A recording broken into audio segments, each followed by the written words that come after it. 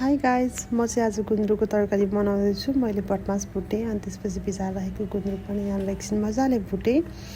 त्यसपछि अनि मैले तेल बसालेर म गुन्द्रुक पकाउनतर्फ लागेँ। यो जाडोमा तातो तातो गुन्द्रुकको झोल र भात त मम्मीले बनाएर दिनुभएको भए झन् धेरै मिठो हुन्थ्यो होला। तर मम्मी यहाँ नभए पनि मैले मम्मीकै रेसिपी युज गरेर चाहिँ गुन्द्रुक बनाउँदैछु आज। त्यसपछि कसैले सुक्खा खोर्सानी हाल्नुहुन्छ, तर मसँग चाहिँ सुक्खा खोर्सानी थिएन कि, त्यही भएर मैले चाहिँ हरियो नै हालेर काम चलाएँ। जसरी नि काम चलाउनु हो नि त, होइन। अनि त्यो पनि सबैको आफ्नो चोइस पनि हुन्छ, के खाने कस्तो खाने भनेर। सबैसँग सबैको कुरा मिल्नुपर्छ भन्ने जरुरी छैन, किनभने हाम्रो हातको 5वटा औँला त बराबर छैन, होइन। त्यसै गरी सबैको विचार सबैसँग मिल्नुपर्छ भन्ने जरुरी छैन।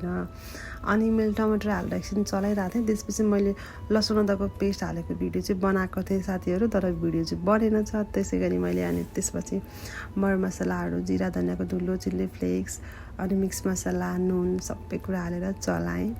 त्यसपछि चलाइसकेपछि चाहिँ मैले एकछिन टमाटर गल्नको लागि भनेर छोपिदिएँ। त्यसपछि अनि मैले 5 मिनटपछि निकालेर यसलाई मिक्स गरेँ सबै।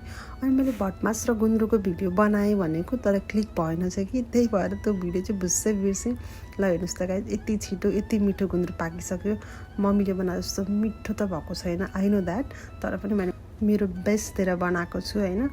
त्यही माथि गुन्द्रुक र घिउ भात, oh my God. Thank you for watching.